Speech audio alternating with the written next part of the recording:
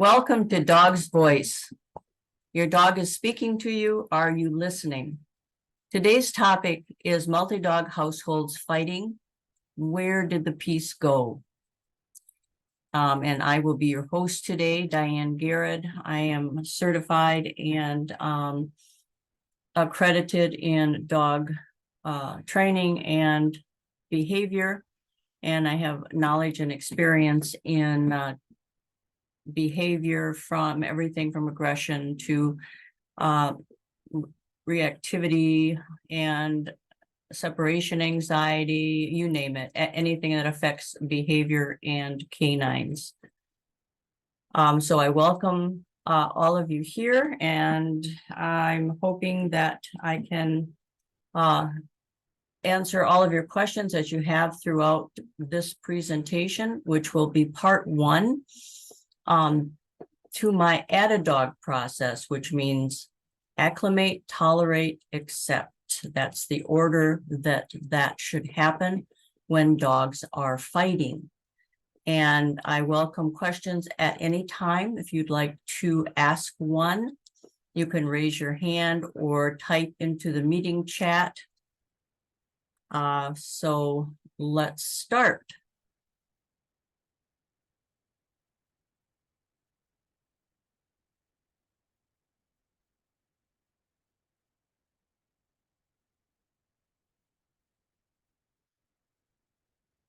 Okay, so can dogs who fight in the household be helped? That's always the question, because it's frightening, it's scary.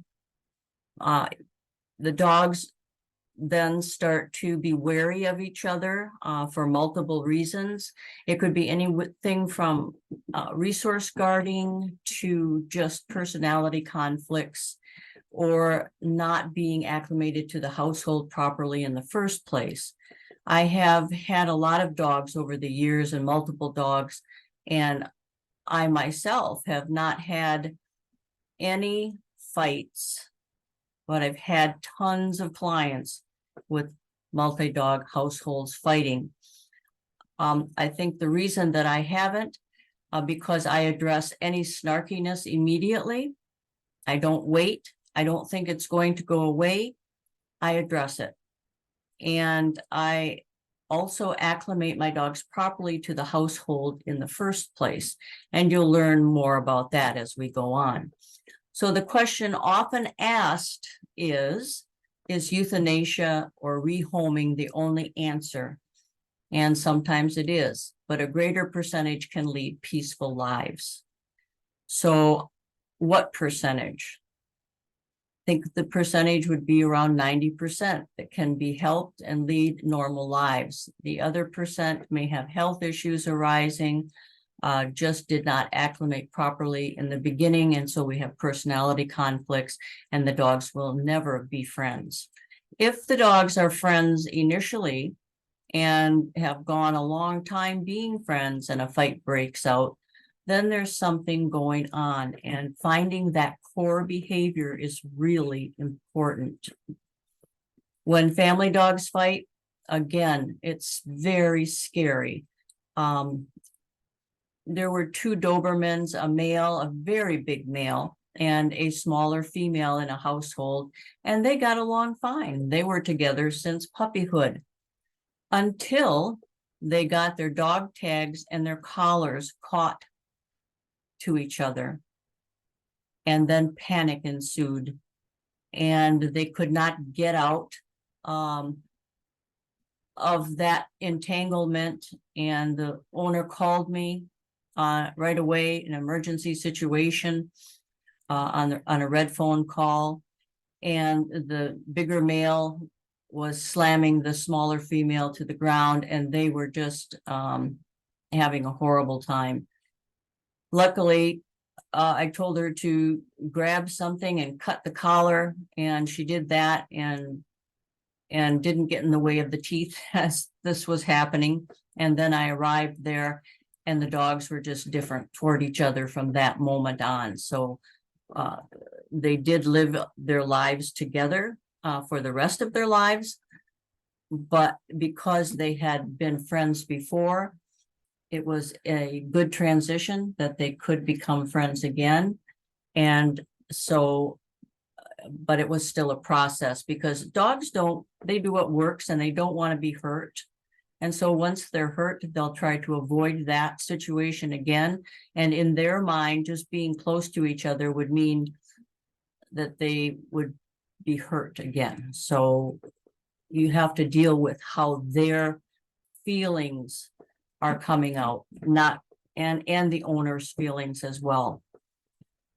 So the initials for add a dog, which I coined, mean acclimate or reacclimate the dogs to each other. Tolerate is the next step and the longest step, and then accept. And the order in which the protocol needs to occur is in that order to retain peace. So help. That's the first thing that comes out of the client's mind, help. Can't live day in and day out with my dogs fighting. And honestly, it takes environmental tweaking, and we'll talk about that in a minute. My dogs are fighting, panic sets in, people don't know what to do, and now the whole family dynamic has changed. You can see a Doberman mix here, and way off in the corner, if you look over here, there's a Rottweiler. These two had gotten into such a bad fight, two females fighting, that they sustained, to the male shown here, 30 stitches and some drainage shunts. And well, you know what would happen in that case is that one of the dogs would be rehomed. What can you rehome a dog that has had that intensity of a bite? Or you would euthanize one. So I asked around about these two dogs from very qualified trainers, many, and I always got rehome or euthanize. And I thought, well, it's time to break the mold, and I'm going to use these dogs to show that that doesn't have to always happen. And therefore, then my add a dog process was born. So we had to reacclimate these dogs. Then they had to learn to tolerate each other again. And then they had to learn to accept each other. So what we need to avoid is multi-dog households fighting in the first place. So what caused these two females who had gotten along before to fight? They were chasing a squirrel, and they ran into each other, and that started the fight. So prey is very highly arousing, and so we worked a lot on prey while we were doing the add a dog process as well. So a lot of this goes hand in hand. So evaluate how this occurred in the first place again, and then institute prevention, management, and supervision. And I don't want to hear any excuses. This is strict prevention, strict management, and strict supervision, no matter how busy your household is. Or you are going to have altercations again. So I have a very low tolerance for someone who says to me, well, I can't prevent. Well, can't. Just take the T out. And yes, you can. Just change the environment a little bit. And we're going to teach the dog, not scold them. So again, this is just a little background on the Doberman and the Rottweiler who were fighting, and they made me start the add a dog program, which I use to this day. And this was many years ago. These dogs lived their entire life together, and they had prevention, management, and supervision in place. They were able to be together in most circumstances, and they died in their household peacefully. So learn how to implement the 7-stage, it says 7 stages, but really it's 5 stages leading to a harmonious household. 5 actual stages in the At-A-Dog process, and there is a pre-stage and then a post-stage as well. So a lot of the times we don't have to see it. We know what a fight looks like. The goal is to prevent it from occurring again. And dogs don't want to fight. But if they are continually doing so, it will get worse and worse and worse, and is why attention needs to be paid to any snarkiness that's going on in the beginning. Oftentimes clients miss body signals or a lip lift or walking away from the other dog or not getting along are a lot of signs that something is going on. So you need to pay attention to that. So here we are again. These dogs are going through a reactive dog class together and learning to pay attention to their owner, impulse control. And here's the male who was severely hurt by this dog. And was never hurt again by this dog. And then here's the Rottie in protected contact, because we're doing some exercises that just include them. So the process for dogs who fight in an established multi-dog household starts with stage 1 and stage 2 of the process itself. And the first part of the process is just acclimating them to each other. Being together is fun, and the treats are flowing, and protected contact is up so that there are no altercations. And we teach the dogs to be able to look at each other, to function around each other again. And then stage 2, we have also protected contact of X-pens, and we do distance decreasing process.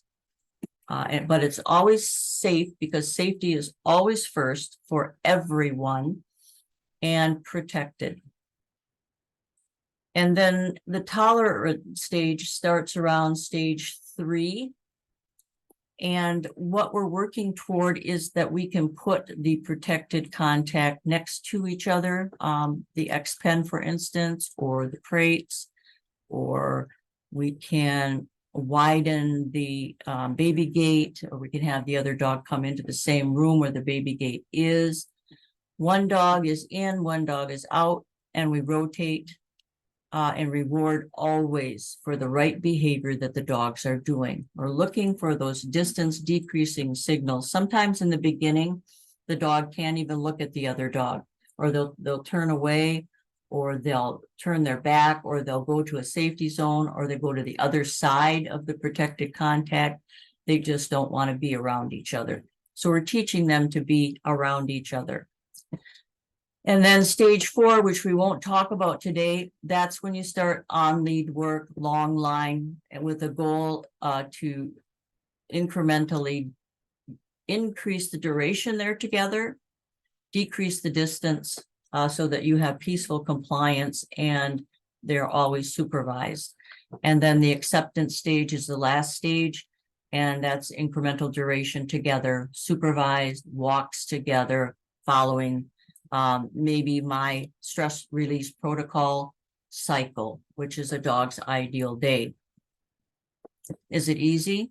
No, nothing worth doing is easy. So that takes away the quick fixes. Because when you're working with feelings and emotions and behavior, environmental tweaks, clients who have emotions and feelings, and our relationships have been eroded. Is it easy? No. Is it effective? Yes. And is it progressive? Yes. And is it worth doing? Yes. All of the above. So first, the environment has to change. So When we are talking about the definition of acclimation or reacclimation, it simply means becoming accustomed to a new climate, or the biological definition equals responding physiologically or behaviorally to a change in a single environmental factor.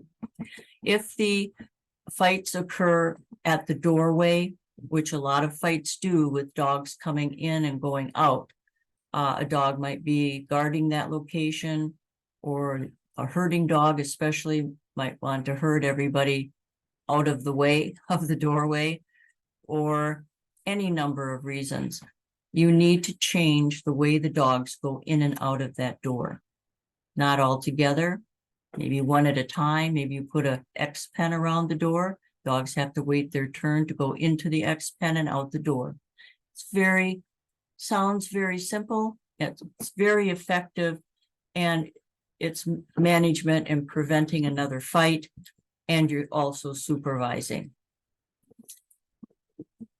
So the definition of tolerate then is to allow the existence or occurrence or practice of something that one does not necessarily like or agree with. You know many things that you tolerate that you don't really like. Well, dogs do the same thing. They tolerate what we want them to do. They might not especially enjoy it. They might not especially like that particular dog right now. And so we want to get to a point of tolerance where they can at least be around each other without interference, or accept and endure that other dog, even when something is unpleasant is going on, right? And with forbearance, or be capable of continued subjection to without adverse reaction. So they are thinking that the other dog is going to respond in an adverse reaction to them. We need to teach them that they are both capable, or how many dogs are involved in this, of continued subjection to each other without incident. And then accept. Tolerate is the biggest process, because they have to tolerate each other before they can accept each other. And that means to agree or consent without adverse reaction, to live peacefully. And so what you'll see are dogs going up and touching noses, walking together peacefully, lying together, allowing one to come up on the bed or the couch, and they're starting to accept each other. So 2 steps include the pre and the post. So the pre would be releasing stress, because I always say when you have a challenging behavior, you have to release the stress in the dog first. And both dogs, or 3 dogs, or 4 dogs, whatever is occurring in this multiple dog fighting situation. And so that's always first. And then once we get beyond that, then they are ready. They are ready to do the hard work. And then working up to stage 1 in the acclimate process, and then going back to other stages as needed. And these stages also work between dogs and kids, between dogs and other people in the household. So it is really all inclusive of a household work atmosphere. And then you can go back and forth to the stages as needed. You don't want to move too quickly. If you've got a very volatile situation, it's going to take 10 months.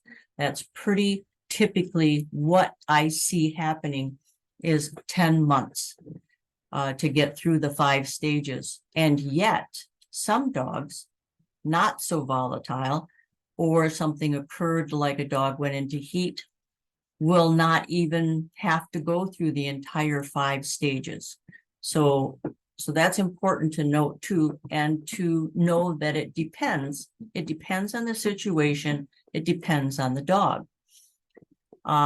So to keep them going after the stages are complete, You want to make sure that the environment has changed, that you are keeping up with those environmental changes. You don't go back to your old habits. But if you did go back to your old habits, the dogs by then should be able to have tolerance, that they can handle some things going on, but you don't want to make it a regular habit. And so having the dogs in the dog's ideal day cycle gives them time for relaxation away from each other, time to do puzzles, time for a walk without the other dog or with the other dog. A lot of things can occur to keep them friends forever. And then the dogs will let you know when they're ready. That's it. It's not when you are ready or that you want to move faster, or that you're pressured by your clients to move faster. It's the dogs that decide how fast the movement is going to occur.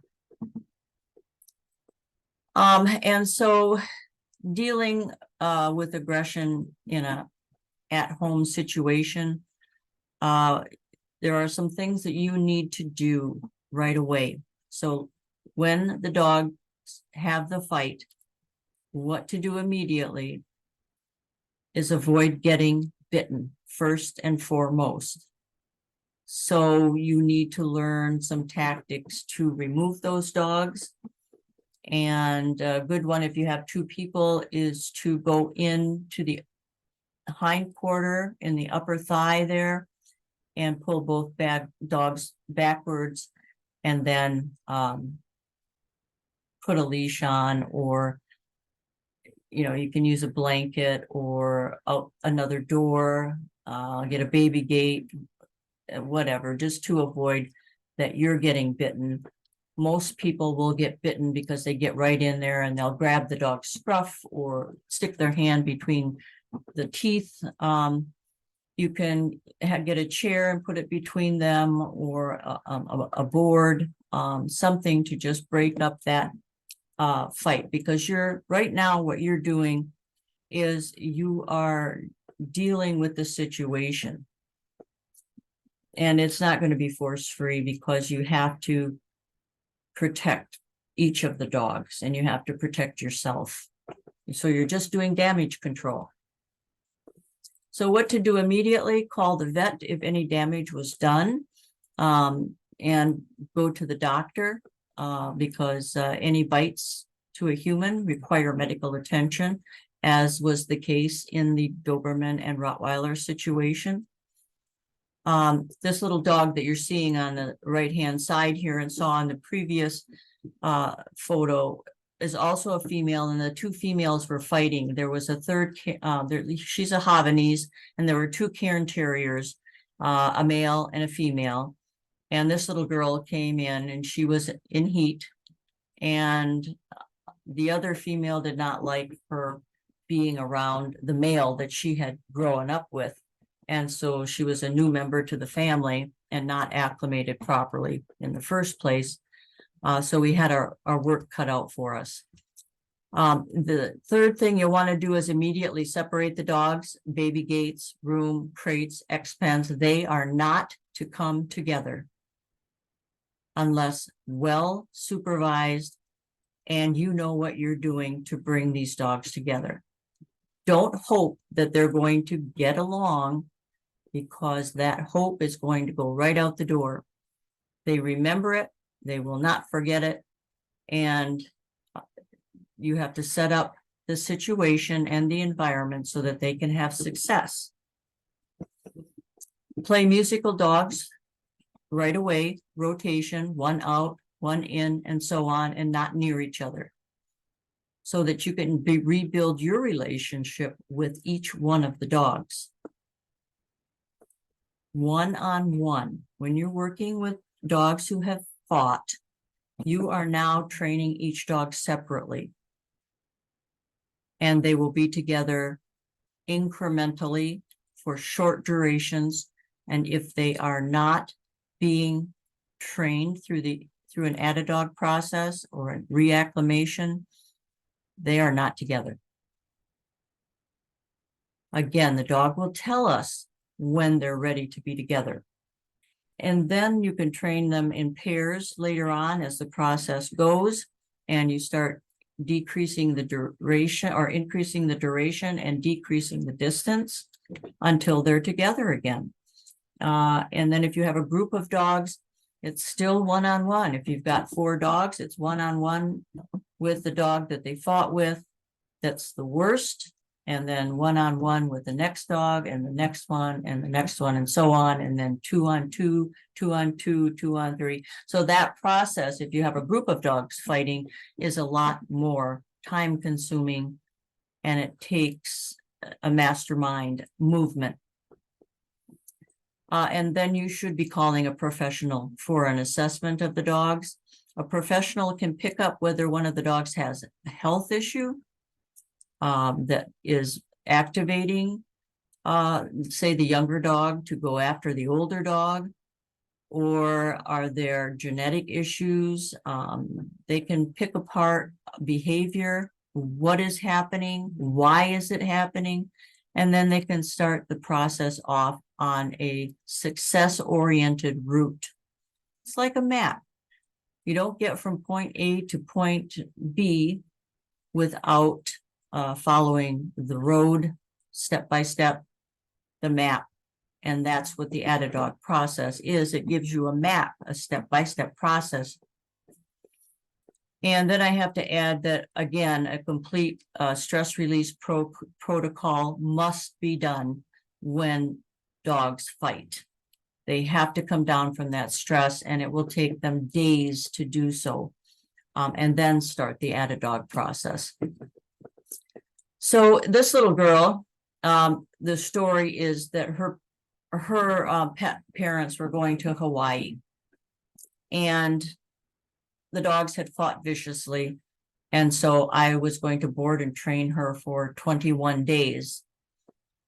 And the first part of that would be to acclimate to my 2 dogs, who are amazing teacher dogs. All of my turfs have been absolutely amazing teacher dogs, and Little Sky has 2. But in this case, it was Chance and Cody working with this little girl. So in stage 1, step 1, and then we repeat the process in the family. We take her back to the family and do that. So the very first start was a CED, 3 days, and then acclimation to 1 dog indoors, second dog, then 2 dogs together indoors, and then outdoors. You have to do this process in every environment that you're taking them into that might be volatile. If outdoors is fine, then you might not have to. If indoors is fine, you might not have to. Walks might be just fine. Each of the individuals are quite different. So, but the big thing here was that we had to do this for the first 10 days, no access to the female that she had fought with. And then I went back to acclimate the housemates for 11 days daily. And we started with protected contact. This is what you're seeing. 11 days of this. Now with her newfound calm confidence, we started many feet away with the X-Pens.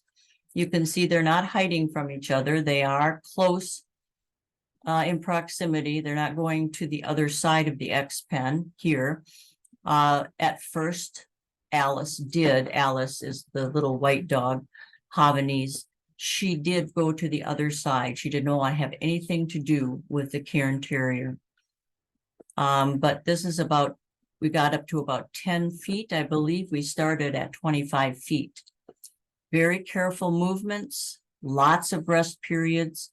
These sessions might be only 5 minutes, and then we take a break.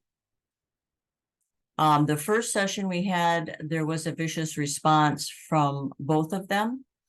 And so we had to calculate the proper distance. That was a critical piece of it. You only want them to be at a distance where they can not react to each other. And that's where you start the process. And I don't care if it's a football field away, that's where you start. So whenever they're together, good things happen. It's always happy, it's fun, there's rewards, and you are happy. Nobody is snarking at anybody, or they are not together. Let me say that again. Or they are not together. So one goes in one area, the other one goes in another area, whether that's a crate, and you're constantly rotating X-pen, baby gate, maybe a crate. If you don't like crates, then an X-pen and a baby gate might be their separation piece, or another room. I like to have baby gates and X-pens. I love X-pens because they're big, they're wide, they're open. Each dog was involved in a CED, and the added dog will be as many stages and steps as needed for that particular situation. And again, not all 5 stages need to be completed unless it's extreme. And then you're looking at 10 months, and it's 10 months well spent. And I've had several dogs just coming off the 10 months, and the dogs are together. So what you're doing basically is you're changing their emotional response about each other, and you're changing the environment so that it's more conducive to living with each other. And some clients are hesitant to change their environment. They think that the dog should just live in the environment that they have created. Well, that's fine if you want to have more fights. Just a few simple tweaks can make peace all around and bring the dogs back together. So it's well worth attempting. And that is done by strict prevention, strict management, and strict supervision in the beginning stages. It's really funny because the dogs do tell you when they're ready to be around each other. And I've seen this happen time and time again.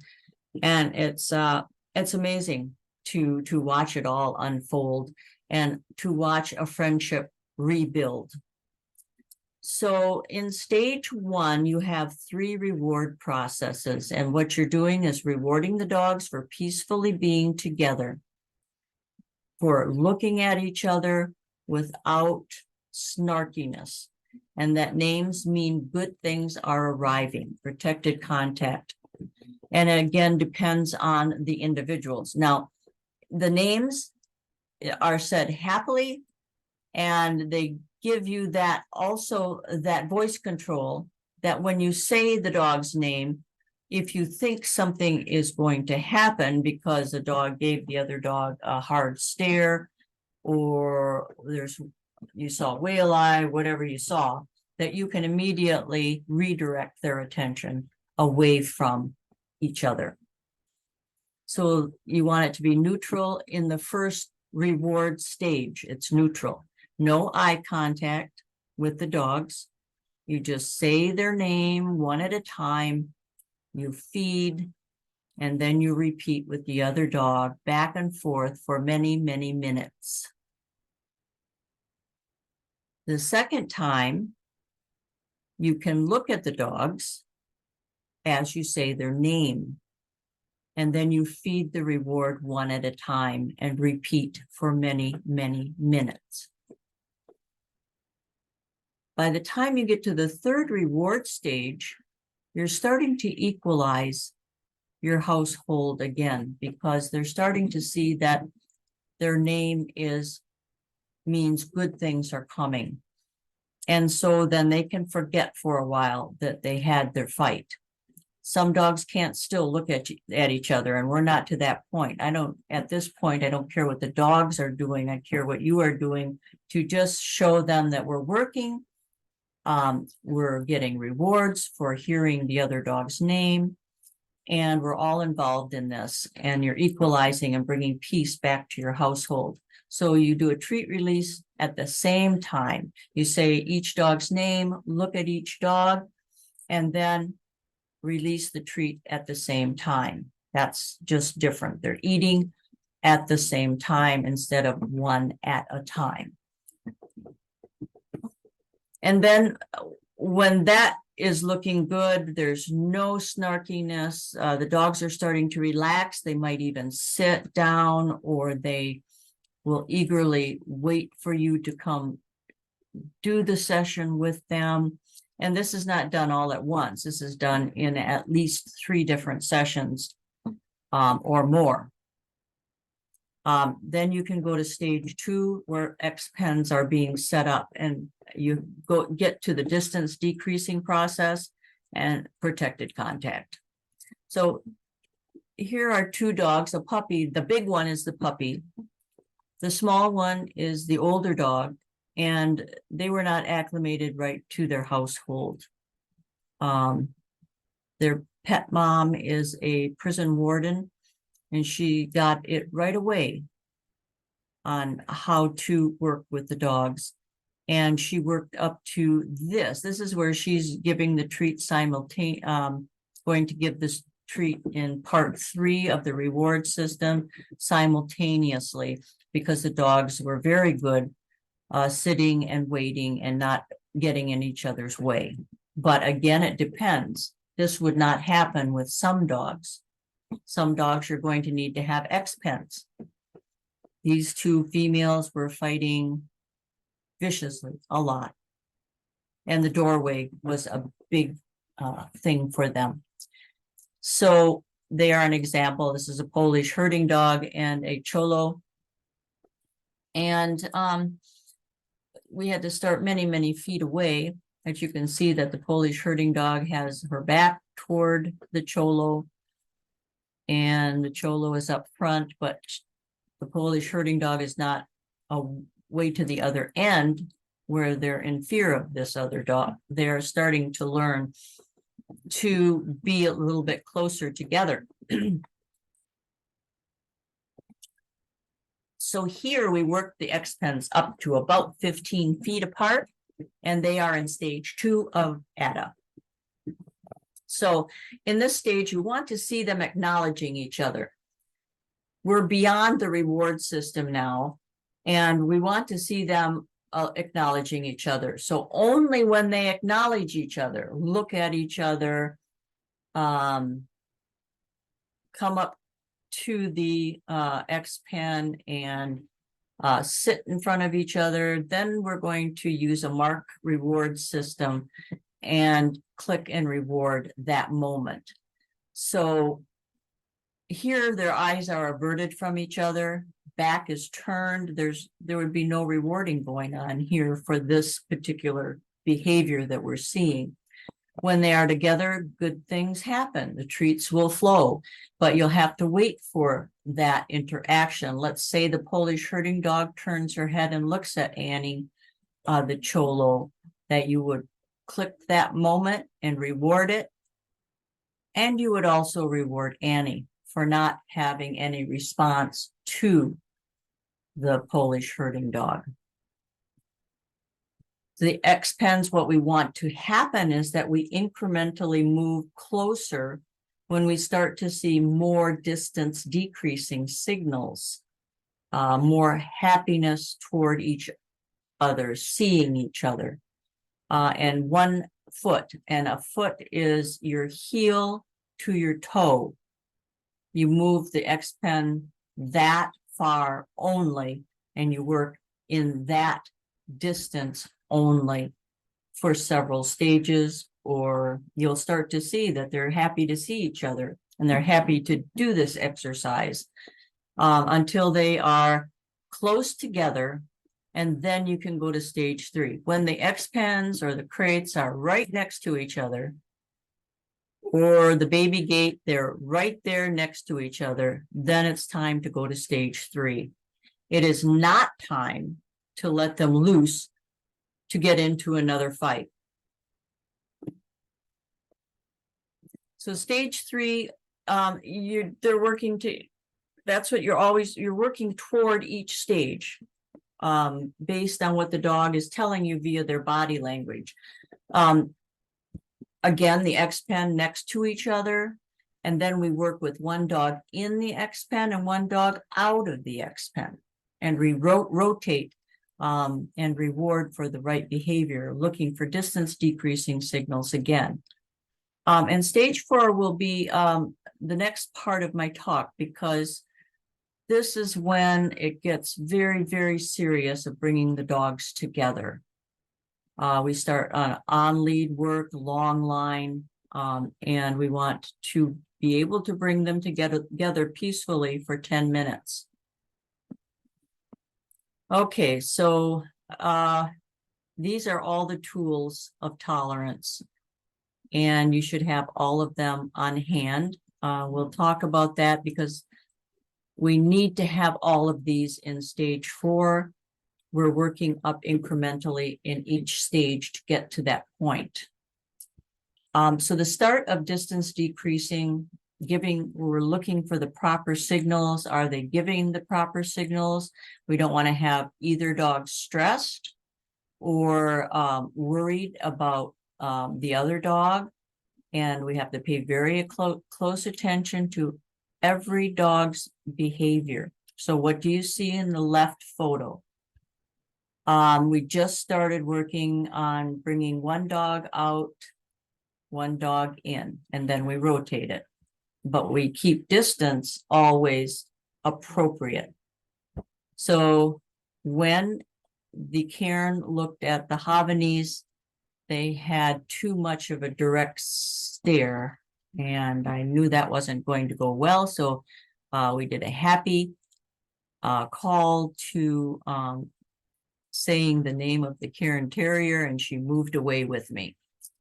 The Havanese looks to me for next steps because she trusts me, and we have to be at a certain distance where they can peacefully look at each other, respond to each other.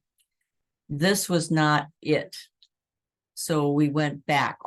You can always go back further, go back to kindergarten, even go back a whole stage. If you see one thing that is bothering you, you have moved too far, too fast. And if you move too slow, you don't progress. So you have to find that you have to be an expert at reading body language.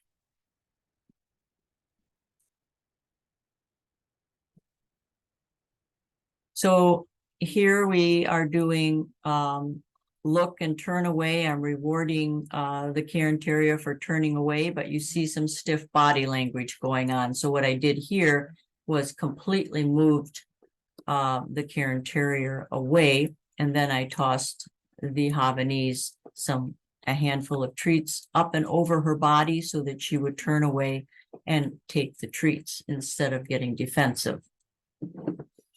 And after a lot of work, we're working closer, and we're adding grazing, meaning that they eat together at the same time. And at the same time is the key to this process. Each dog gets a handful of treats or several treats just tossed into the grass, and they eat together. You always want to be watching their body language, though. If they are dogs who guard resources, and the food has been an element of the fight, then of course you would use your brain and not do this exercise of grazing yet. So these sessions last 5 minutes, then a break where the dogs go away from each other. That's the processing period. And then 5 minutes more. And then in between that, what we're working on really is a series of impulse control. I know control is not a word we use anymore, but we don't want the dog to be impulsive, and we want them to learn to have self-reliance and confidence that they can be together peacefully. We teach some skill work, and we're still working with one dog at a time in the household here. And this household has 3 dogs. But one of the dogs is not fighting. He's just a good dog. So I just want to end this stage 3 by showing my Cody working. He was, and a teacher dog extraordinaire. And he knew exactly what to do and when to do it. And this is Duncan, who didn't get along with, he had bitten people 8 times. And he also did not get along with dogs. So he's with me here in a board and train, and I'm just going to try to walk you through it. Hopefully you can see it. Is out. And Cody is out. We'd worked a long time And to I'm get to hoping this for some point. good interactions.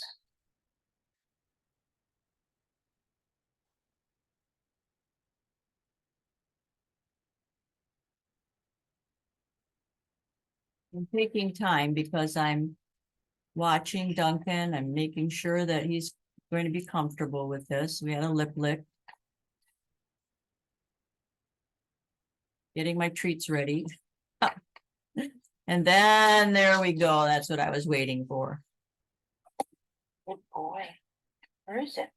Right there. Good job. Good job, Duncan. You're such a special angel. And I did this video for his pet parents. Dad.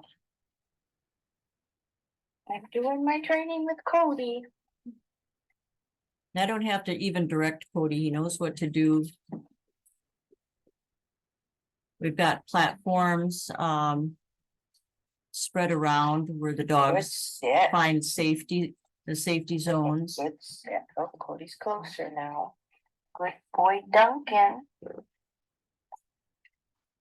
Very good. Cody respects Duncan's space. I'm doing my add a dog process: acclimate, tolerate, accept. And Cody and Duncan, you can see he's much calmer, much more accepting of Cody being close by. They don't have to play. Duncan doesn't have to play if he doesn't want to. All he has to do is acclimate and then tolerate. And he's doing really good with that right now. Oh, where is that? That's a good yummy. Is that a good yummy? Yeah. Oh my goodness.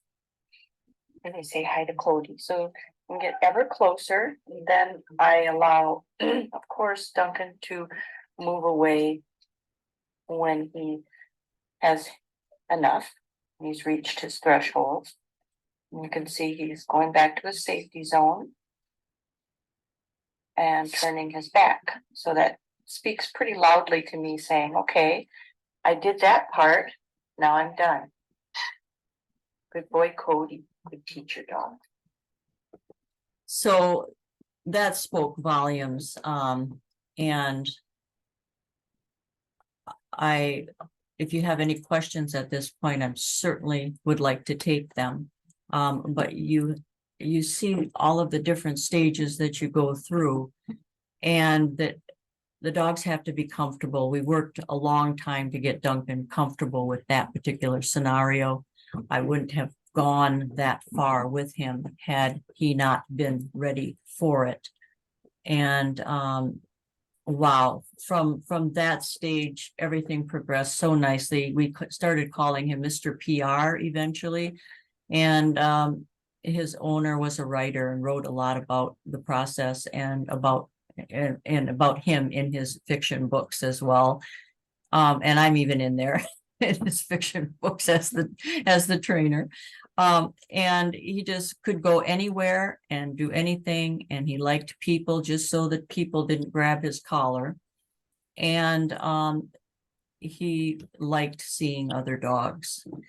So any questions at this point or comments or anything that you would like to talk about? You can undo your audio if you want to, for me to see you. Up to this point in the process, I'm sure you might have some questions to ask. Just give you a minute, think about it. And then we can move on. Hi, Diane, it's Rita. I have a question about the very beginning Yeah. in terms of when you're giving treats to whom, when you're saying names, Mhm. and how that starts and progresses. Can you elaborate on that a little bit? Yes. And it is a process. So, let's say I have one dog on either side of me right now, all right? And I have them in protected contact because they had fought viciously. So they've gone through the CED. So reward number one in stage one is I'm looking forward. And then I'm saying valor, and I'm giving a treat. And I'm saying sky, and I'm giving another treat, but I'm not looking at them because I'm showing them that nobody is my favorite. Okay, everybody is equal here.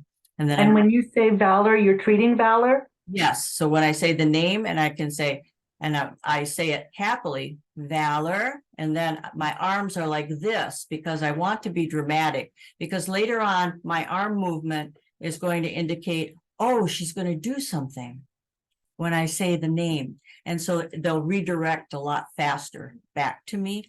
They'll know that something is fun is going on. Okay. And I do that for whatever minutes. I would say 3, 5. Some dogs, I do it for 10 minutes. They might get their breakfast like that. Okay. And I'm just looking forward. And then I look at them to see where they are, and if they're calm, if they're sitting or they've started to lie down in this particular reward stage. After the few minutes we're doing this, I take one dog away and the other dog. And then I don't bring them back until the next reward session. So those reward sessions, the 3 of them are not done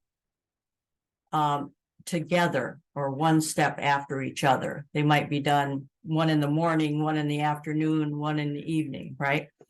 Or I might do one in one day and or a couple of times and then not the second one, not until the next day. It depends on the volatility of the fight.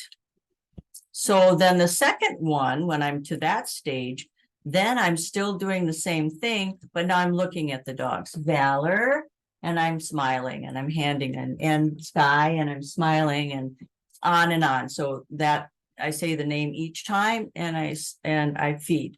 It's really simple. All I'm doing is acknowledging them, acknowledging this one, this one, so that it's fun to be together at that point. Now, if I have a really volatile situation, I might have to have the X-Pens on either side of the room.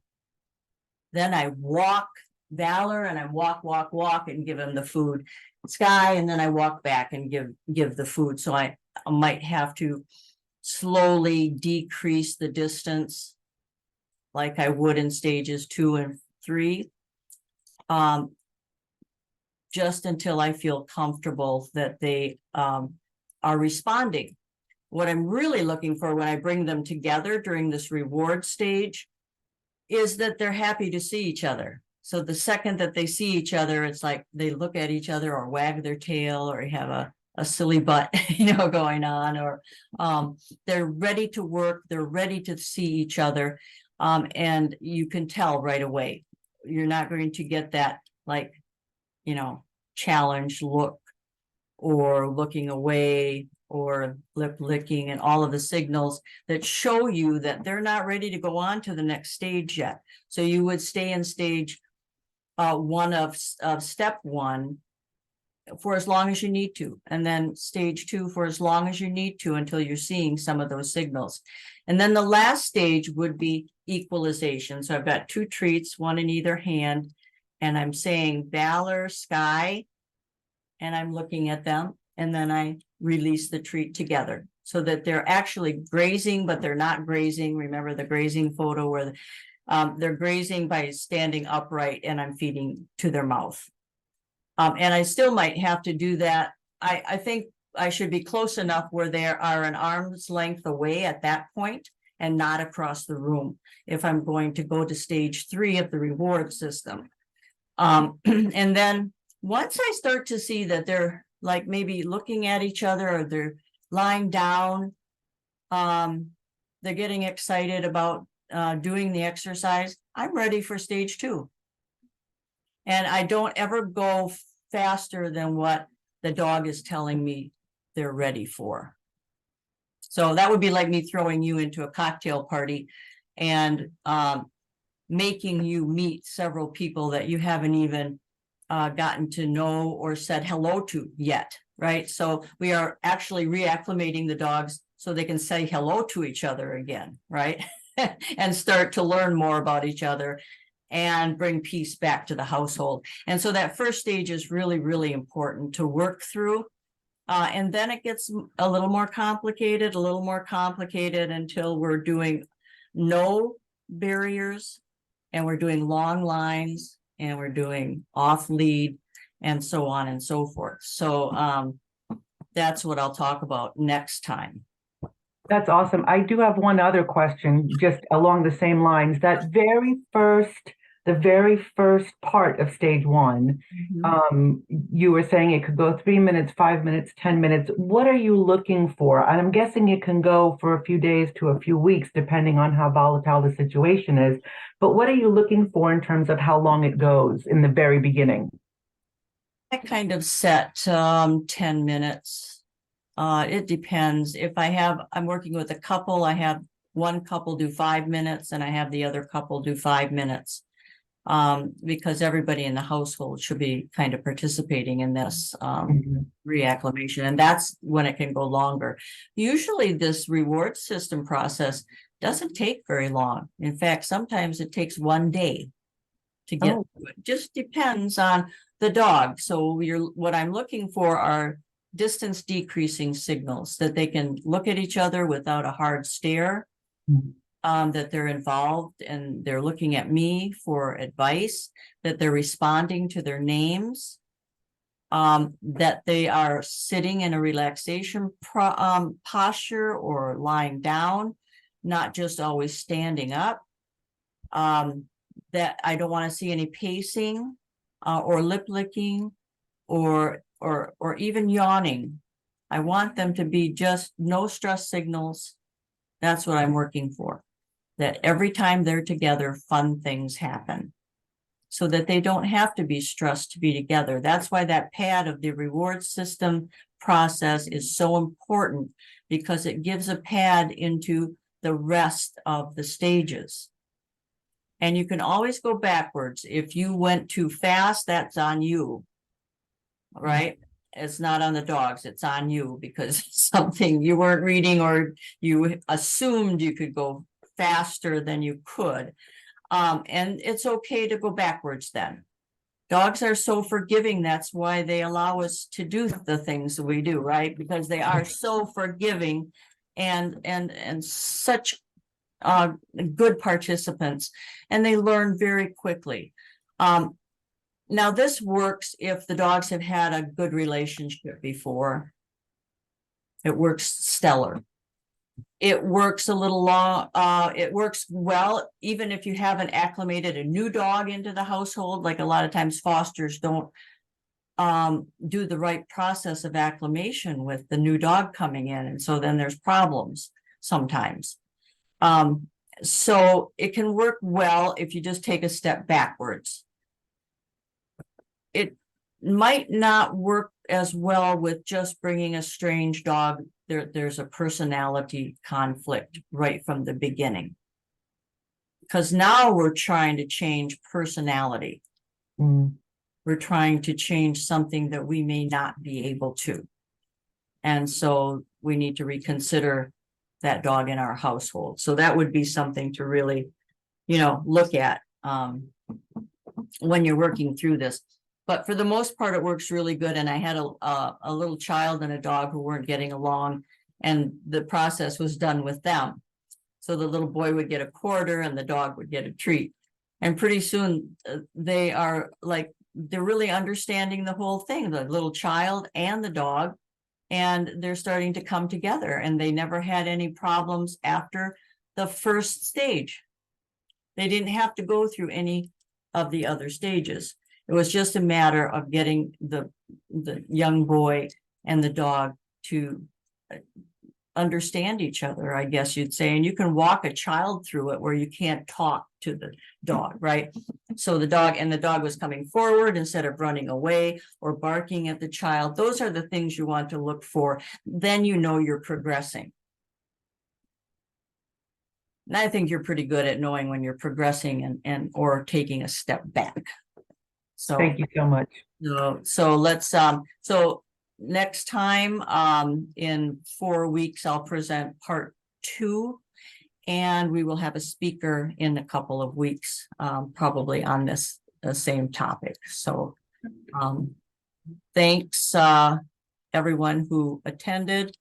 We did have a few people wander in. And I will record this and put it up on Canine Emotional Detox and for viewing later. So Thank you very much. yeah, take care, everybody. Hi, did you have a question, Margot? No, I just came in late, and so but I'm wondering where you are, and I'll watch the rest of it because Okay. but one thing that you mentioned that is so important is that and again, I know I came in so late, but working a child and dog through a situation like that, I don't know if you talked about that before or if you were just talking about the dogs, but it's an interesting way of approaching it because in some ways, I mean, are you doing that because they both get used to being reinforced for being in the same area, or is it just that there's no threatening? Yeah, there's no threatening anything going on, and the little boy or the little girl would be seated and they're being calm with the dog, and the dog is seeing that. They're not jumping around and doing erratic movements, and they're also learning. And I like to put a hula hoop around the child and say, this is your space. And so understand that that's how the dog thinks. This is my space. And it works every time. And so they're seeing the dog is seeing the child in a different light. And then the child is learning, oh, that's how I work with my dog. And it's so funny because then they'll start telling other people how to work with their dog, you know, or you're too close, or could you just turn your back and move away? Yeah. You know, they're always like running right up. Yeah. And it's in my area, the kids know to ask, or they'll ask their parent, and they're very well trained about that. It's just fortunate that it's But come about. within a household where there's been altercations where the dog has maybe start to nip at the child or something, it's different process when you're doing stranger meetings. In the house, but it's great because then the parents get a better understanding themselves because it starts with them anyway. Yes, it does. And the parent does get a better understanding on how to supervise and prevent and manage, which has to be the key to any type of situation that is not normal or is dysfunctional. Because what we're looking at are animals that are dysfunctional toward each other, or a child or an animal that's dysfunctional toward each other for whatever reason, because there has to be a reason. True. Yes. Yeah. There's Yeah, you have to try to get that through to people that there's always a reason, right? So I will bring part 2. Watch this part, and then you'll be ready for the second part, which is a little more complex, because then you're bringing them together for that 10 minutes without maybe a drag line or without any lead on or something. So it gets a little more complicated, but productive. okay. So, okay, guys, I will see you, and thanks for your questions. I loved it, and ask more after you review. Thank you. Bye-bye. Take care.